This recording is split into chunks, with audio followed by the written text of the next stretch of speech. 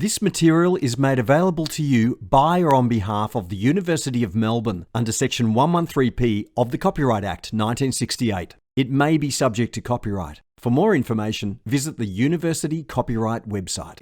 Good afternoon. Can you hear me at the back? Yeah, okay, great. My name's Associate Professor Ashraful Haque, Ash, and welcome to the Doherty Institute. And before we go any further, of course, would like to, the university acknowledges the traditional custodians of the land on which we meet today, and we pay respect to their elders, past, present, and emerging, and the place of Indigenous knowledge in the academy. So this is a wonderful time for me personally. I arrived at the Doherty Institute in January 2020, and then something happened. And I think I stayed in my dressing gown for the next 2.5 to 3 years. And so it's delightful for me to be able to join you with a jacket on to tell you about our Honours, Masters and PhD program. Now, this institute has continued not only functioning, but thriving since the pandemic. You know, we have had well over 100 honours students come through our doors, and their research has continued unabated over that period. And of course, you're going to hear about how not only have we existed and survived, but we have thrived, and you're going to hear about that.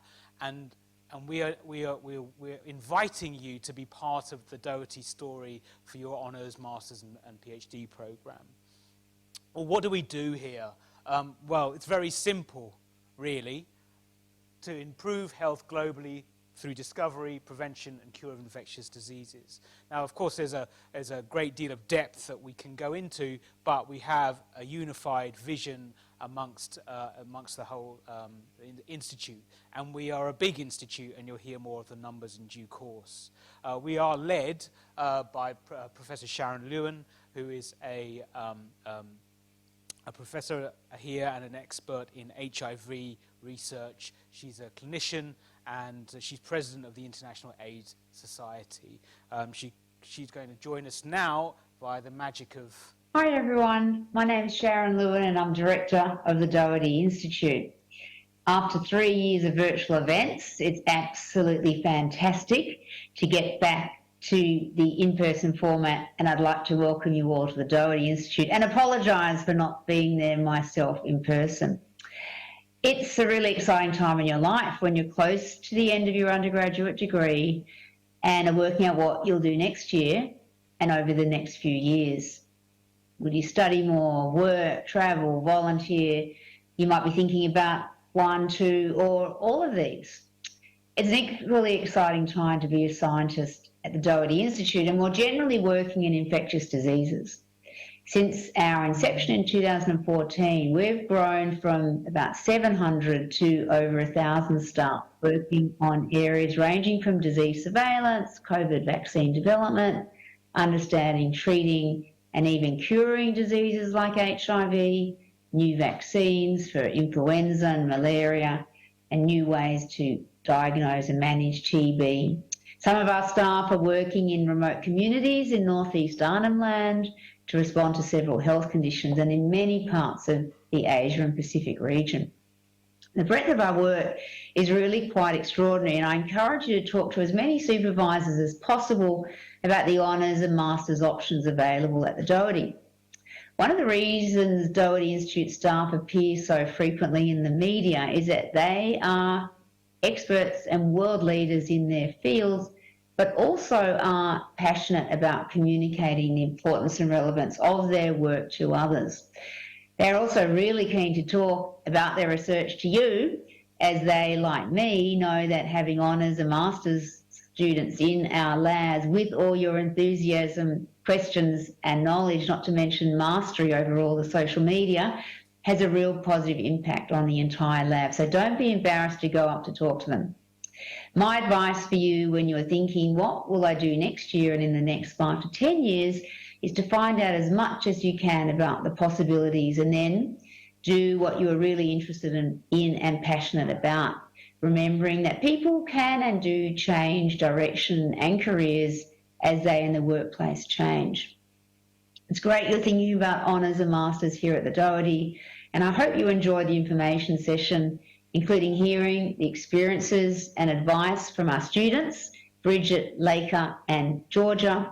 Congratulations on being so close to completing your degree. All the best for your upcoming semester 2 exams, and I hope to see you at the Doherty Institute next year. Back to you, Ash. Thanks, Sharon. And why should you come to the Doherty? Well, we have a Nobel Prize winner. That's why you should come to the Doherty.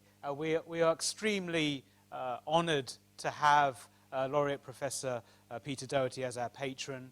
He has played a pivotal role in educating the broader community during the pandemic, and remains a sort of a fierce advocate for evidence base in how we run our societies.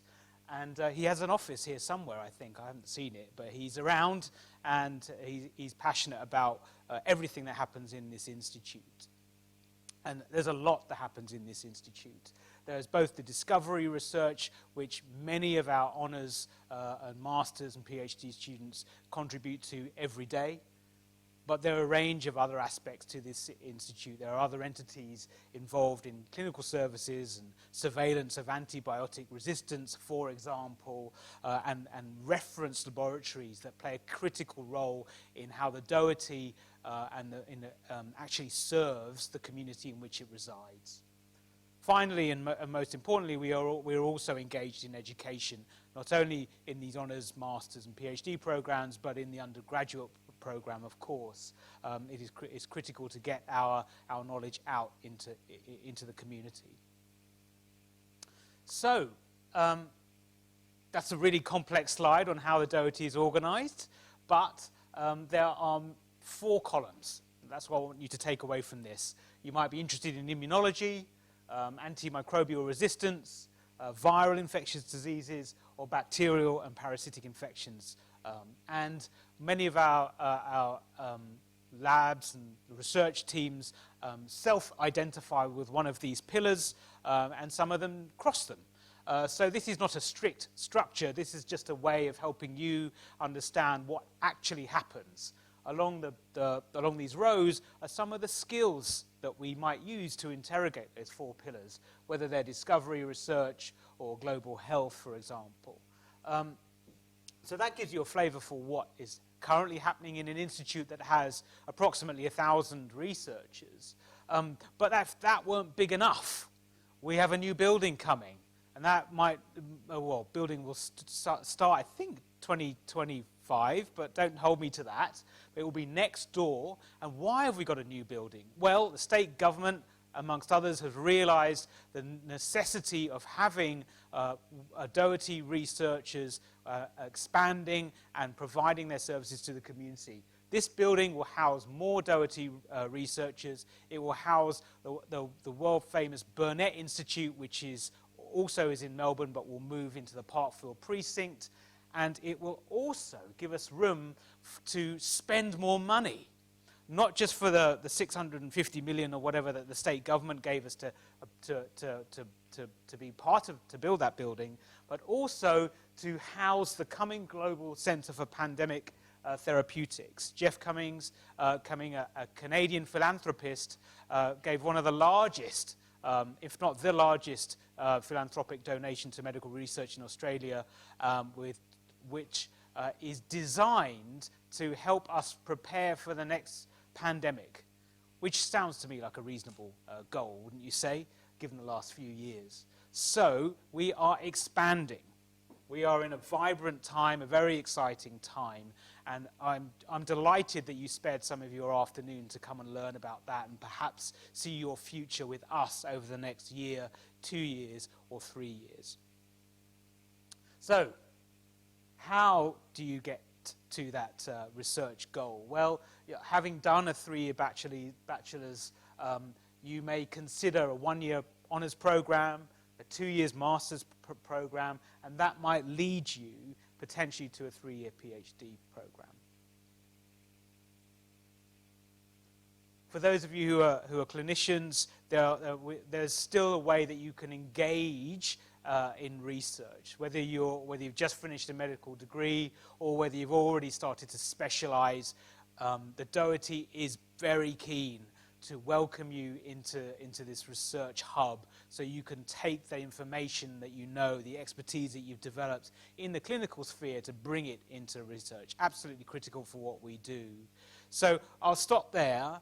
I hope that was a very, very quick but hopefully informative picture of what the Doherty is and where we'd like to be over the next few years. And I'm going to pass you over to a range of people now who both coordinate these programs and also then the students. But first of all, I'll pass you over to Professor Scott Muller, who's going to talk to us about honours. Stuff. Welcome everyone, thank you for coming. My job today as both an honours coordinator and masters coordinator is to give you a bit of an overview of the mechanics of what is the difference between honours and masters, and what is it all about, what do you need to do to apply to find a project and so forth. So I guess the boring part of it, but the important part of it. I'm a professor in microbiology and immunology, which is the main educational department that is part of the Doherty, and we see many students coming to us, and they come for different reasons. The main reasons on one level that you might come and you might want to do honours or you might want to do masters is to learn more about a particular topic. You might find a particular area of immunology to be super exciting, and you want to learn more about that area, or you want to learn more about a disease and how to treat a disease, and that is a really important reason to come and do honours or masters. Also, obviously, to learn how research is done and learn how to perform research yourself. And they're critical skills that you would learn if you come here and you do honours or masters.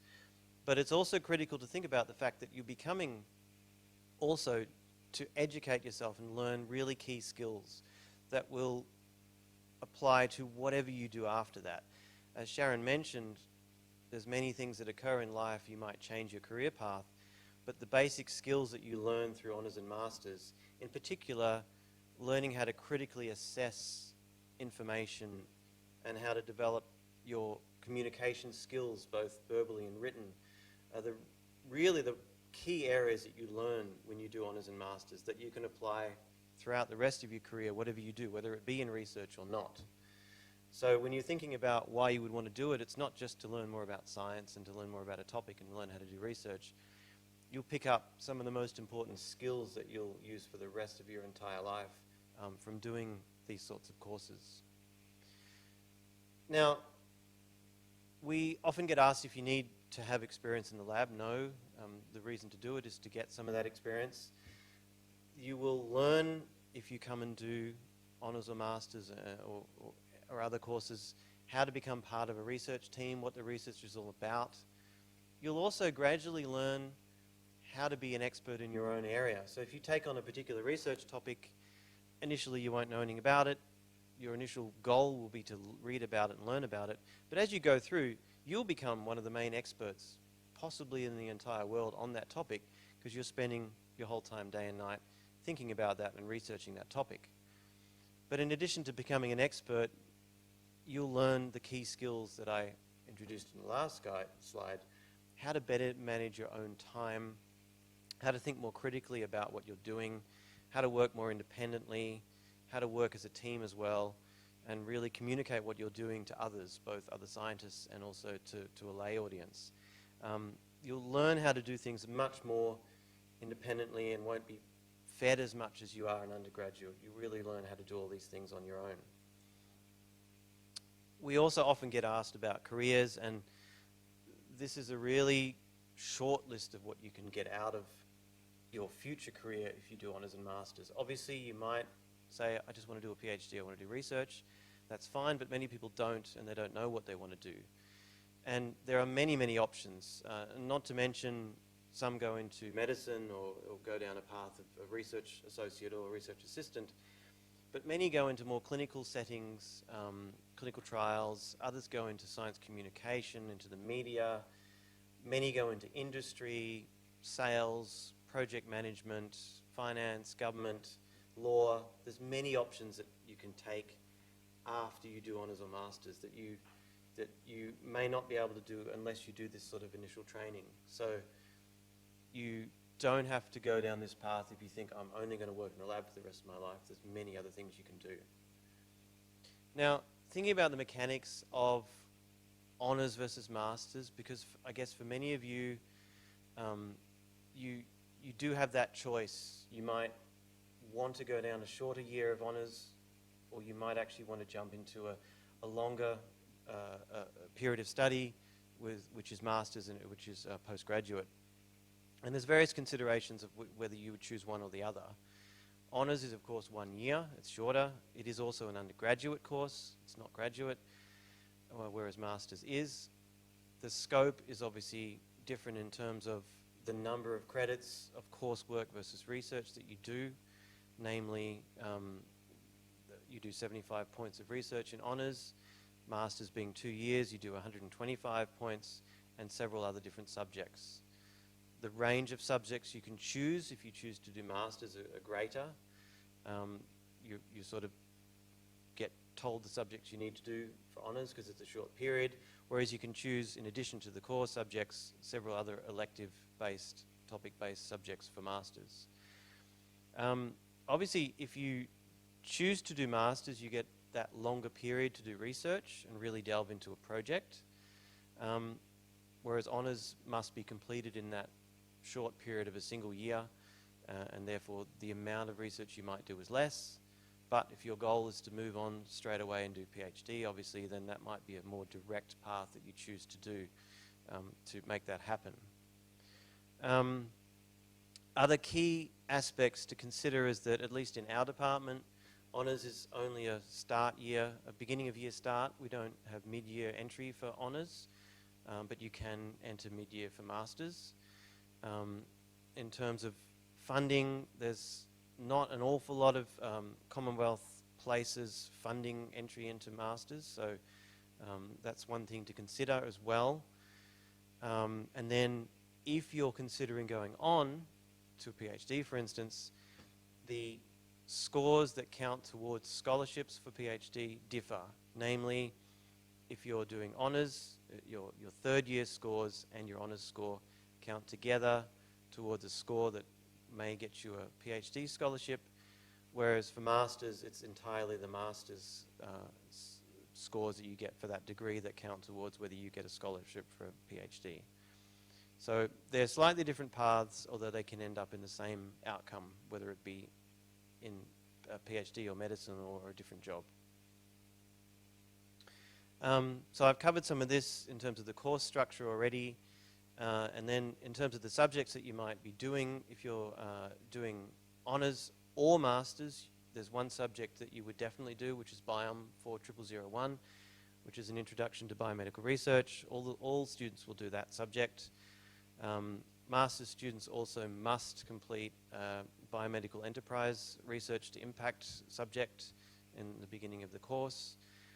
And then if you're an honours student, in this department, you'll do advanced microbiology and immunology subject, where we cover various aspects of bacteriology and immunology and virology and also a little bit of statistics. But we're really teaching you skills, how to interpret and assess and communicate, rather than focusing specifically on the biological topic. We're teaching you different aspects that you need to apply to your topic and your career. And we don't assume any particular knowledge in any biological area for this. Now, considering honours, the timeline is beginning in February, about mid-February. Most of the coursework and tutorials are done in the early part of the year, where at the same time you're also spending a bit of time in the lab learning all the ropes and training and so forth. We get all of the students to present a short oral presentation of what their project is about in June, and then to submit a literature review in July that summarises the topic of their project and forms the first chapter of the thesis for honours. And then there's sort of a hectic period of lots of lab work between July and September, where you'll essentially only be doing lab work and the coursework is completed. Then we ask students to finish up, have about a month or so to write their thesis, and then submit in October, which is followed by an examination period in November, where you'll undergo a short oral examination where you'll present and answer questions from your examiners. So there's a lot of things that occur within a relatively short year period to make up the honours course. Now, I guess one of the most important things is to consider the project and the supervisor and the lab that you may choose to do your course in. And on the Doherty website, assuming that you can access it, it was a bit of a IT problem at the moment accessing it directly. Apparently you can access it from Google, but it will be up again very soon if it's not up right now, is a huge list of projects that many of you have probably already looked at, but a wealth of different topics that you can browse by keyword or person or disease or whatever to find the projects that may interest you. The next step is then to talk to potential supervisors. That's absolutely critical. If you don't reach out to a supervisor and arrange to talk to them or meet them and see whether that's the right fit for you and for them, for that you come to their lab and do a project, you will never get it. They will never just offer it to someone they haven't spoken to. So to do that, we recommend that you send both your transcript and your CV to potential supervisors, introduce yourself briefly, tell them why you're passionate about their project, why you want to do it, and then try to arrange a time to have a chat to them. And that's what you need to do. And we like to talk to students. We like to see students talking to several labs, just getting a feel for the different projects and what it's all about. We know that the thing that works the best is for it to be a relationship where you get along with each other, you both understand that you're both interested in that project, and then it will work really well. So that communication is really essential. Once you have decided what you want to do, you need to, for honours, apply by the end of October. Then you need to, using the Sonia system, put in your top project preferences, up to 4. And that needs to be done by middle of November for the first round of selections. There is a second round, but most of the projects tend to get snapped up in the first round, so you want to go for that first round. Students need to have a WAM of a minimum of 65, but it is competitive, so you'll be ranked, and the rankings and preferences that you put in will be sent to departments for selection, sort of on a top-down basis of the students that have applied for those projects. If you're really keen to come to the Doherty and enroll through Department of Microbiology and Immunology or through the pathology options, then I highly recommend you put your top preferences to be in the Doherty, and then you'll most likely get at least one of your preference projects in this location. The offers will then be made in middle of December, and so essentially by the end of the year you'll know whether you've been offered a position or not. As I said, there is a round 2, but that's generally for a small number of students that may have completed their degree late or for other reasons have to apply late. But we recommend applying in round 1. And then honours, as I said, will commence in the middle, around the middle of February. It's an early-ish start in 2024. Now, if you're instead considering masters, you have the option of applying at the end of November, by the end of November, for starting at the beginning of next year, or some students, if necessary, can apply in May next year for the start mid-next year.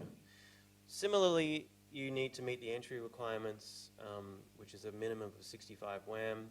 And similarly, you need to look through the project database and contact supervisors and talk to them and decide if that's the project for you. The only difference is that once you have agreed with the supervisor to do the project, you fill out a form and then it's all done. There's no ranking and preferences and so forth. It's just a matter of talking to the supervisor. You both agree that you're the one for the project, and then you can move forward from there. But you still need to go through Sonia to apply. So I'm already at the end. So that's it for me, and covering some of the mechanics. If there's more questions, we can deal with some of those later. And my phone is ringing, damn it, sorry. I'll hand over to Theo to talk a little bit about some of the specifics of doing honours or masters through the pathology stream, and we'll go on from there. So thanks for listening. Thanks. You don't need to hear from me. I'll just hand it. Thanks, Ash. Thanks, Scott. So my name's Theo Mantamediotis. I teach into the undergraduate pathology major and also coordinate the honours in pathology. I guess I'm not going to go through what Scott's gone through because I think all the details about the general coursework and the structure of the honours or masters courses is almost identical. What I did want to just mention is that the pathology discipline in terms of honours or masters has been part of the Department of Microbiology and Immunology since about 2018. Also to just mention that pathology has been a medical discipline within the university. In fact, it was one of the very first disciplines back in the 1800s as well. So we have a long history of pathology. Of course, that simply means your study of human diseases, I guess. And we're talking about the science of disease in terms of the projects that are offered through the honours or masters in pathology. I should also just mention briefly that that there are no specific undergraduate prerequisites expected for the honours in pathology at the very least. I can't speak for microimmunology, but I think that's generally true if you have a biomedical major. It's pretty typical that you can enter any of the honours programs across the whole of the faculty, although do ask that to your specific supervisor or department that you happen to be looking at. Now, in terms of Doherty and microbiology and immunology and pathology, I'm the main contact person if you have specific questions that cannot be answered on the website, and the projects will sit under the Doherty banner in terms of the website that Ash and Scott already mentioned. I don't remember if there's anything specific except to say that the course structure is very similar, as I said, to the microbiology and immunology honours. In this case, there are two coursework subjects in first semester. One is a discipline-specific subject, and then there's this Biome 4001 that most of the students across the faculty will also be doing.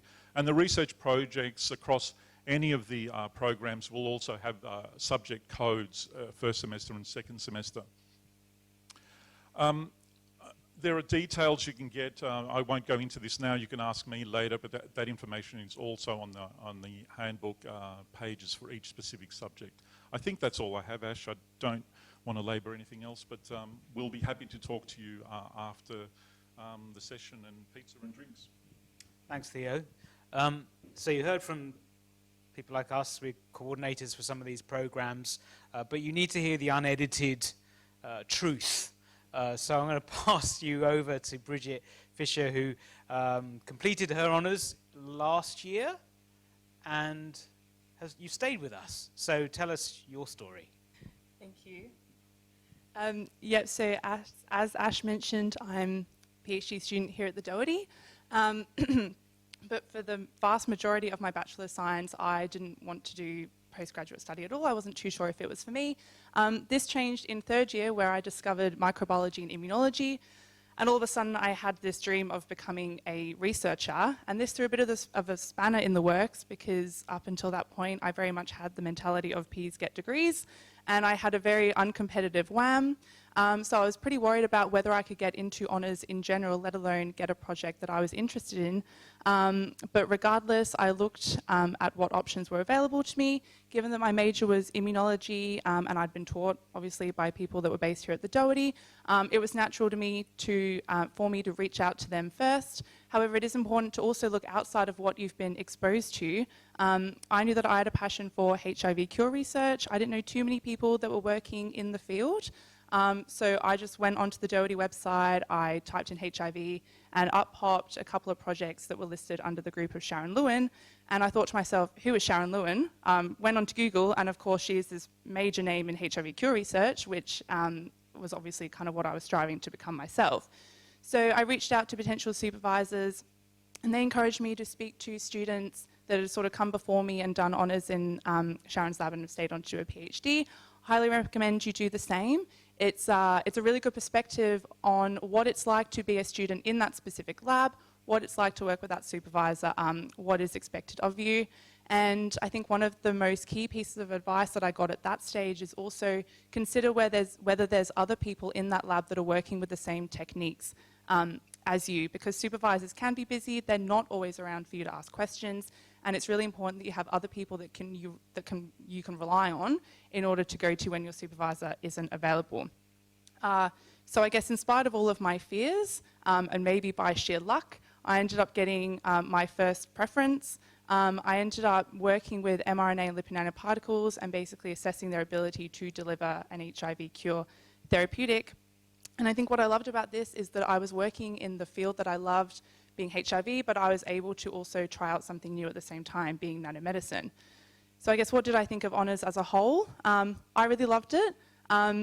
Being a scientist was really the only career that I could ever consider myself or see myself having. So I was really nervous that I would come and do honours and realise that I absolutely hated research and be back at square one and not know what to do next. Thankfully, that didn't happen. I think that's because I did a project that really interested me, really challenged me, and I loved it so much that I'm doing the exact same thing for my PhD, which I started at the start of the year.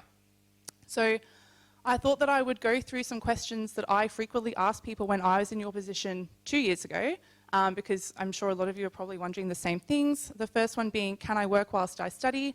I did. I discussed this with my supervisor prior. They expected me to be in the lab 9 to 5, so I did end up quitting my full-time job, but I was able to work part-time on the weekends. Just don't overdo it.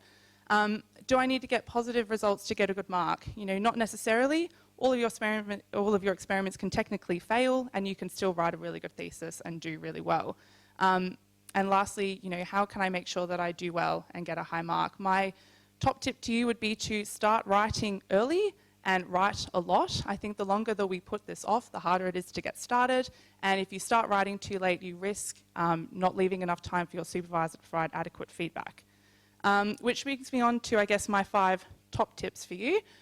First one being to study what you're passionate about, but use this opportunity to look into other fields, maybe different techniques that you haven't been exposed to. Have a think about how many different techniques do you want to work with throughout your honours year. You know, do you want to try lots of different things and have this broad breadth of experience when you finish, or do you want to become an expert in 1 or 2 different assays? Also have a think about where you want honours to take you. So, you know, do you want to go into research? Are you using it as a stepping stone to maybe get into industry or maybe med school? And be candid with your supervisor about this. Their job really is to help you achieve that goal. And they will help you get there, and trust me, even all the lecturers that do all the coursework, they want to help you succeed. So be candid about where you want to go with this. Honours is short and it will go really quickly, but you'll work really hard. So try to keep a bit of a work-life balance. And lastly, it is a fresh start. You're not going to do anything like you did, you know, in the last 3-4 years. So don't let any previous experience, you know, deter you from trying something new. Good luck with it. I'm going to be in the mezzanine if you had any other questions, but thank you.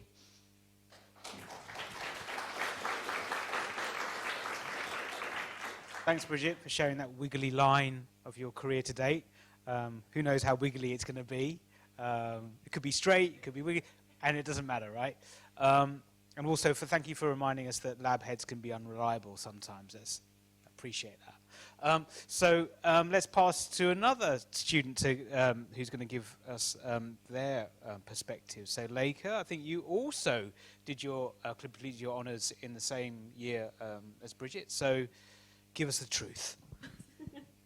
Hi everyone, I'm really honoured to be sharing my honours experience with you guys. Can everyone at the back hear me? I'm a little bit on the quieter side. Okay, great, that's great. So my name is Leica. I thought I'd just get straight into it about my general academic journey so far. So I started off, completed a Bachelor of Science with a major in microbiology from Monash University in 2021. I then went on to get a little bit of industry experience. I worked as a microbiology analyst for a little bit, but then decided I really like clinical research and I want to work with humans. So I then went on to apply for a honours in biomedicine at the University of Melbourne. I was lucky enough to get a reply yes, from a supervisor who was Dr. Elizabeth Aiken and Professor Stephen Rogerson. So I worked in the Rogerson lab. I was investigating an antibody response to malaria in pregnancy and correlating it with an adverse outcome. So it was an amazing year. Then I went on to finish my honours in 2021 with Bridget and started working as a research assistant at the Doherty Institute at the Malaria and Infectious Diseases Epidemiology Group this year. So why did I choose to do honours at the Doherty Institute? I think out of my entire academic journey, doing honours at the Doherty was probably the best experience I've had so far. I knew going into my application that I was applying to one of the world's most renowned research facilities, and the thought of working alongside experts in this field was just really alluring to me, so I just had to apply. I chose to do honours at the Doherty for a few reasons. After working in industry, I knew I really wanted to get experience in clinical research and clinical trials, and found that the Doherty was the perfect place, and it really offered those skills.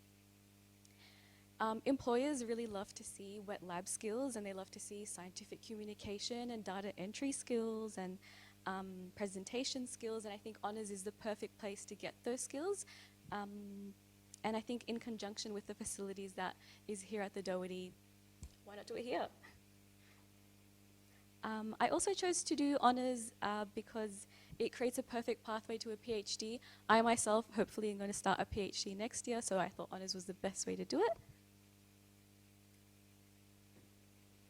And finally, you'll be able to network with so many different people from so many different professional backgrounds, and this was something I definitely didn't expect going into honours. I wasn't thinking I'm going to formally network with people, but I think just chatting with someone in the tea room or speaking to fellow honours mates, I think the reason why I'm standing here today talking to you all is because I was able to network with Bridget, who invited me to speak today. So that was something great that came out of honours. And finally, I definitely just wanted to develop those professional skills, and I thought honours was the perfect place to do it. So, as a former honours student to a prospective honours student, here are just some general tips I have for you guys to achieve your best in this year. So the first thing is to ask your supervisor all the questions. I know it may seem like they are asking you the questions and they're interrogating you, and it feels like they want to see if you're a good fit for your lab, but it's really important that you make sure that your supervisor is perfect for you. It's really important that you have a supportive lab in your honours journey and you're doing a project that you really love. If you don't like your project, you're going to be sad the whole year. So it's really important that you're really passionate about it. The second one is to network like crazy. I am a shy person, so I was very, very scared of networking. So I definitely didn't do a lot of the formal networking, but I did a lot of casual networking. So just walking around, talking to people, anyone who walked by, I'm like, who are you? What are you doing? How did you get here? In the least demeaning way possible, of course. The third thing, like Bridget said, is to have a healthy work-life balance. It might seem a bit out of reach for an honours student, especially towards the end when you're writing your thesis, and that's basically all you can think about, just the thesis. I know that's what happened to me, but throughout the year, you've got 9 months. It's really important that you have a good work-life balance. I think it goes without saying, you can't perform well if you're just absorbed in one thing, so have some balance in your life. Second last thing is to take lead and stay organized. The research project that you're doing in honours is your research project. Your name's going to be on it. So it's really important that you're taking lead in your meetings with your supervisors and that you're really involved in your lab as well. And finally, if you're stuck, it's really important to reach out. You have a supervisor, they're there to supervise you. So it's really important to speak to them if you're stuck, speak to your postdocs, speak to the research assistants. If for some reason you feel like you can't do that, well, I'm sure you can here. Well, in my experience, you definitely can at the Doherty. But if you feel like you can't for some reason, the University of Melbourne has resources for you to reach out if you ever feel like you're stuck. That's all I wanted to say. If anyone would like to speak to me, have any questions about work at the Burnett or my work at Doherty, feel free to reach out. Yeah, thank you. Thanks, Leica. Thanks for those top tips. So we heard from two students who completed our honours programme last year. So let's hear from Georgia, who I think you're in the second year of your master's, is that right? Absolutely. How's it going? It's good. So I'm about 7 weeks out from finishing my master's, which is really on the home stretch. It's a bit of a sprint at the moment, but it's a lot of fun and I'm really glad I've done this course.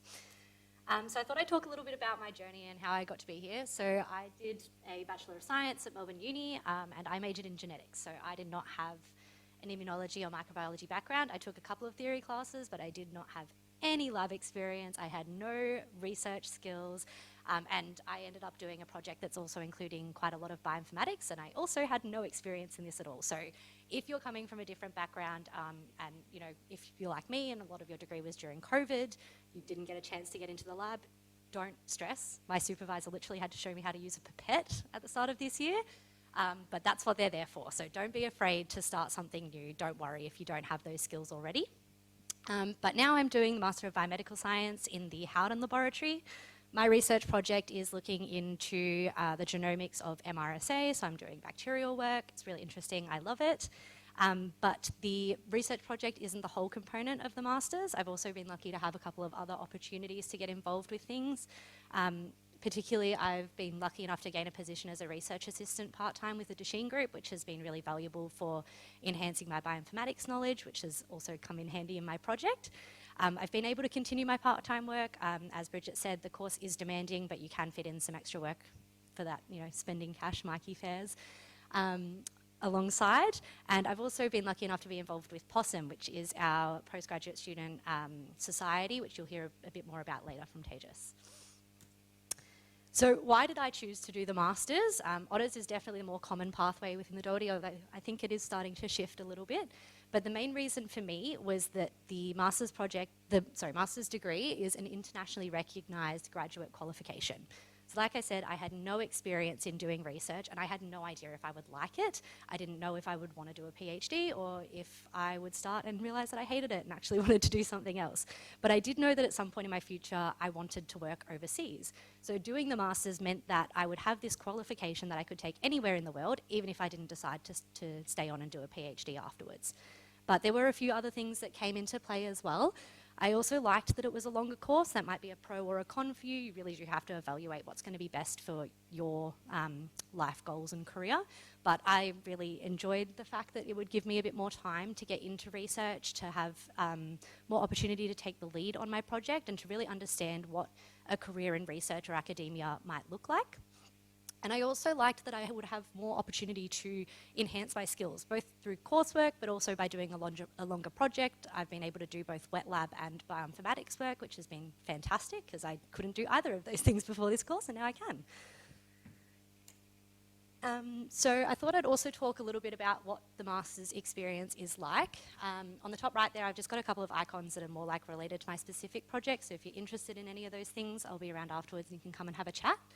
But when trying to summarise this sort of big 2-year experience, there were sort of two things that it came down to. It's both very challenging, but very rewarding. It is a very demanding course in terms of your time. Like Bridget said, it's pretty much 9 to 5, Monday to Friday. You know, you are expected to be here doing either research or coursework for quite a significant period of your life. So for me, that meant that I had to adjust my expectations. I was used to working quite a lot throughout my undergrad, but I wasn't able to sort of keep up my part-time work to the same degree. It was also a little bit challenging to balance the coursework and the research project. I was very lucky, both of my supervisors also did Masters, so they had a really good understanding of the coursework demands, but I know other people haven't had that same experience. It can also be frustrating at the start when you're really excited to jump into this project that you want to get into, but instead you're having to do statistics. Unfortunately, we all have to do statistics, but it's a lot of fun once you get into it. And the last thing that was probably the most challenging, and particularly at this point in my course, has been avoiding burnout. You really have to make sure that you're taking breaks, you're looking after yourself, and you're maintaining that work-life balance, because it is a slog once you get to the end. And if you burn yourself out by going too hard, too fast, you're not going to get there, and you're not going to enjoy it, because it is a really, really great experience. This is your life. You don't want to lock yourself into something that you're not going to enjoy, so you've got to sort of take care of yourself and make sure that you can give it your all and get everything that you can out of it.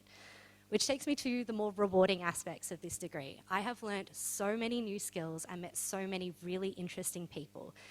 Not just, you know, I've got some amazing mentors in my supervisors, and I've attended some really great seminars from like world-renowned experts in different fields, but I've also made some really amazing friends who I never would have met if I didn't do this course.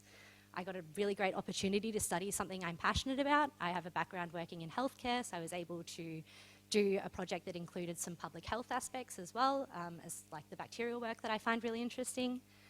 I got that chance to really experience what research is like in a sort of more holistic perspective than just a really short research project, which has been amazing. And lastly, I was able to really get involved. So it's not just your research project, it's not just the coursework. You're here quite a lot of the time, so it's really great to be able to make friends and get involved with things like POSSUM. I'm also on the sustainability committee, which is fantastic. Yeah, it's really great. It's a really rewarding course, and I highly recommend to anybody else.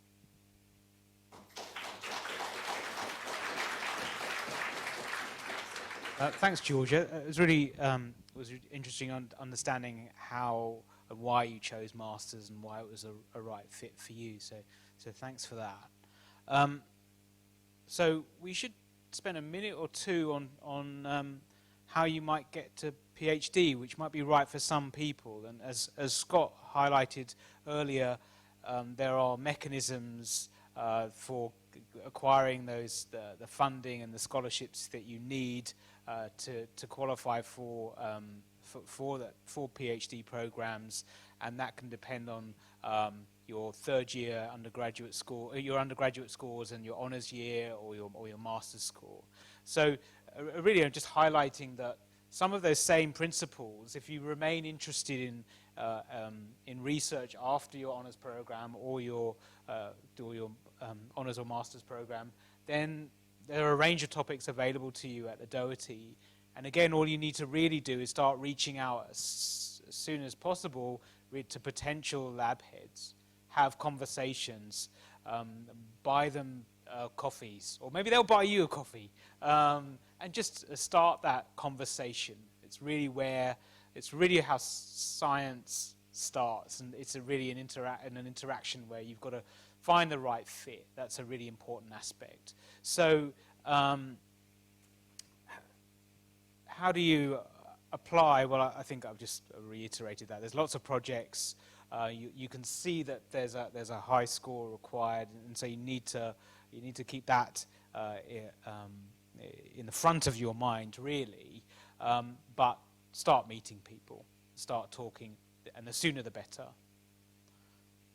One thing I'll highlight is that the University of Melbourne also has a connection with a university in Germany, in Bonn, and so there's a joint PhD program which allows students to spend some time in Melbourne, and then also 1 year abroad, in Germany. So for some of you that might be a really exciting and prospect. So again, check that out and discuss that with potential supervisors as well. But I want to stop talking and really give you a chance to hear from another PhD student. I'm not going to go through the PhD program because Tejas, maybe you can just tell us more in a slightly more honest way what you feel the program offers. I can see that there's all of these enhanced employability, and there's talk courses, but I just want to hear from you really. So over to you. Thanks, Ash. So I don't have too much in terms of advice that the other three have really covered. I think they've done a really good job there. But I guess I'll start with my research journey. So my journey basically started in Ballarat. I did pretty much all of my schooling there, from primary school to high school and eventually even undergrad. So initially when I did my university degree, I wasn't really looking towards research, but I was really keen on doing medicine, mainly because my father is a doctor and my grandfather was also a doctor. So I thought I'd kind of continue the family tradition, so to speak. But eventually, throughout my degree, I realized I was more interested in research than I thought I was, and eventually I got an opportunity to do an honors project at the Fiona Elsie Cancer Research Institute in Ballarat, and there's a nice little picture of a rainbow at the institute as well, which is lovely. My honors project was mainly an immunology project, and it was mainly focused on a type of immune cell called mate cells. Unfortunately, I started in 2020 and ended up spending a good chunk of my honors year in lockdown. So eventually I had to extend my honors year into mid-2021, but I managed to get through that okay and started looking into PhD positions, mainly at the Doherty, mainly because of COVID and all the amazing work that was happening here in the department. In terms of advice, I think the only thing I can really say is don't be afraid to email different lab heads and talk to them. In my experience, they're always keen to talk to new students, and they love to get prospective students. I was lucky enough to make contact with Catherine Gajewska. He was a lab head here in the department, and I got a research assistant job, kind of as a try before you buy sort of deal. And luckily, I was able to stay on for a PhD. So my project is mainly on aging immunity to influenza, and specifically I focus on CD8 T cells. The work I do mainly focuses on human blood, but I've also got some experience with like human tissues like lungs, spleen, tonsils, and lymph nodes. In terms of techniques, I do a lot of cell culture, flow cytometry, and some PCR as well, and eventually I'll be doing some single-cell transcriptomics. In terms of kind of day-to-day as a PhD, I find it very satisfying. I love being in the lab, and I love smashing out experiments, and it's just a really good feeling when everything works, which so far I've been very lucky to have everything work, but it might not last for too long. Now, as Georgia kind of alluded to, I'm also part of the Postgraduate Student Society for Infection, Immunology, and Microbiology, or POSSIM for short, and my main role is essentially just to be the treasurer in the executive committee. POSSIM, I think, is a very important part of the Institute in general. We're really there to help enhance the student experience and the sense of community within the Institute. And we're really there to provide some resources for students to succeed during and after their studies. The main way we do this is through meeting with the PhD program coordinators, and we also set up networking events with seminar people who come to visit and do seminars here. But importantly, we're also representatives for the students, so if people have anything they want to talk about, they can always email us at our POSSIM email account, or they can just walk up to any of the members of the committee and just give us a tap on the shoulder. We're always there to be advocates for the students, so please don't be afraid to have a chat with any of us. But one of the most fun parts about being in POSSIM is all the events that we run. This year we've been lucky enough to host a couple of events. So we've had the Doherty Burnett Mixer earlier in the year. We had a paint and sip event a couple of months ago, and we also took people out for rock climbing. And this is on top of the First Friday drinks that we hold every month as well. So I'll also be at the information session afterwards, so if you want to have any more questions for me, feel free to hunt me down and have a chat. And I think that's it for me. Thanks.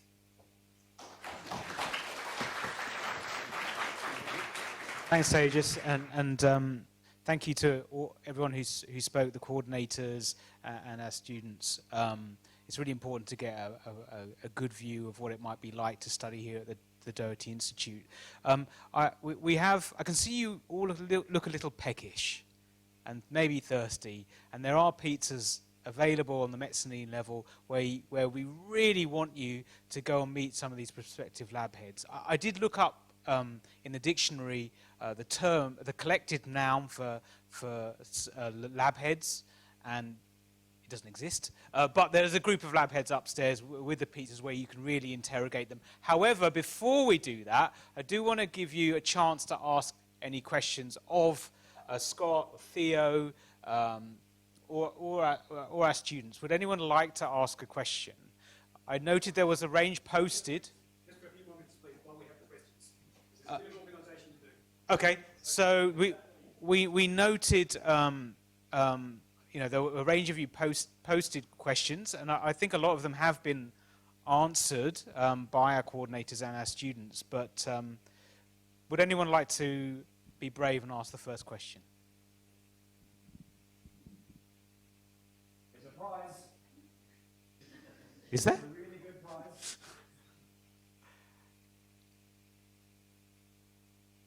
Really, really good prize.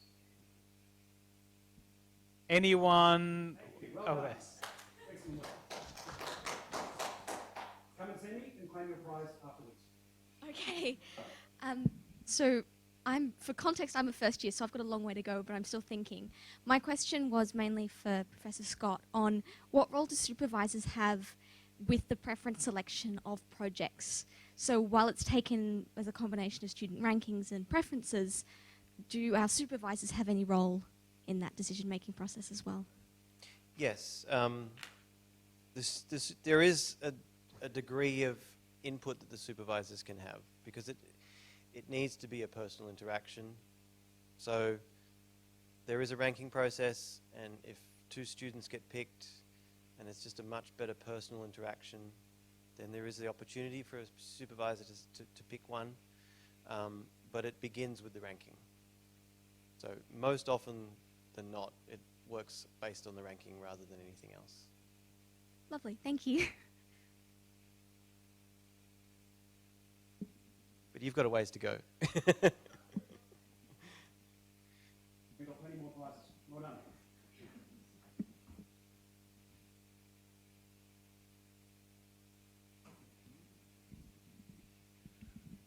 Thanks. For students who have finished their honours, do you have any research assistant positions available at the moment? Who are you asking specifically? I don't personally at the moment, but that is a common path that people take. They finish honours and then they find that there's often several research assistant positions going throughout the Doherty, and many students take that path. So there's always coming on and off positions like that.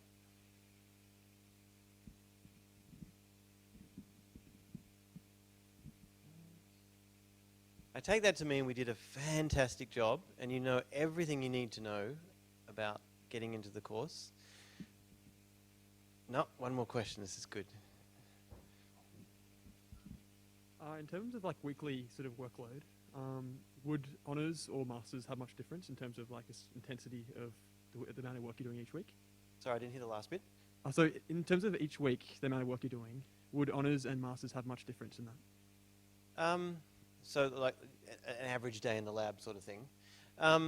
Not really. So obviously the amount of coursework you do is slightly different. So at the beginning of both courses is a bit of a difference in the balance between your coursework hours and your lab hours. But otherwise, no, once you get in the lab, it's typically more like, as Bridget said, I think it was Bridget, 9 to 5. It's like sort of like a normal job. And you can vary that. It doesn't have to be 9 to 5. Some people work slightly different hours, but that gives you an idea that it's more of a full-time thing, and it's not overly different between honours and masters. Thanks.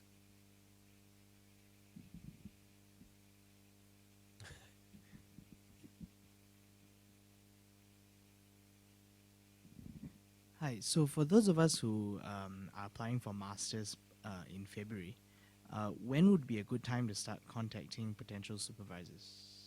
It's never too early, really. You obviously can't lock it in until a certain date, especially for honours, but it's really never too early to start a conversation. That also gives you more opportunity to talk to different supervisors over a period, so start now.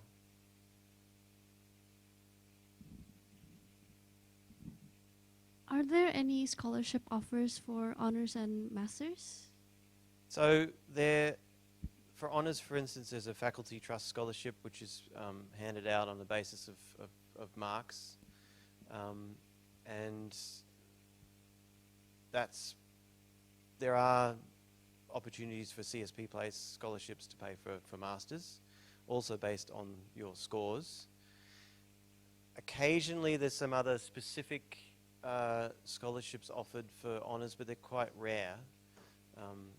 So the main ones are those. And for the honours scholarship, it's kind of a top-up scholarship, and they do the rankings and they announce them sort of once the year has begun. It's based at a faculty level, so it's not under our control.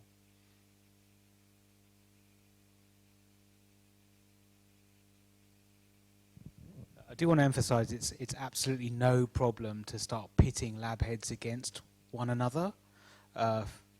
So I thought I'd recruited a wonderful honours student, and then he said, "No, I'm sorry, I've decided not to go with your lab." And lo and behold, he turned up in Scott's lab, and Scott and I are still on moderate speaking terms together. So, don't worry about that. It's all is fair in love and research. Hey, Scott? Yeah, jokes aside, we like to know that you're talking to different supervisors, and we're not in the least bit offended if you say, "No, I'm not really interested in your project." that's fine. That's what it's all about. We want you to find the perfect spot, except for you, maybe. So the more people you talk to, the better. No more questions? One of the things that strikes me is that there's quite a strong sort of professional aspect to it. What I mean by that is it feels like you're doing a job for at least that time when you're in the lab. And I noticed that, so our labs are on one given floor of this building, and there may be, I don't know, 8 or 10 labs on our floor. And so all the honours and masters and PhD students have got lots of time to interact with each other and to support one another and maybe even collaborate with one another. And then you can also then interact via POSSIM, as Tejas said. So it really becomes quite a sort of connected network of young scholars learning their trade, and I think it can be quite a supportive environment, but it is really unlike anything you might have experienced in your undergraduate program. And so yeah, I think I wanted to emphasize that aspect to it. Any last questions, burning or otherwise? Okay, well, please join me in thanking all of our coordinators and students for talking. We would like to invite you to stay. This is a really, really critical point. Go and meet some lab heads, connect, have some initial conversations, and see where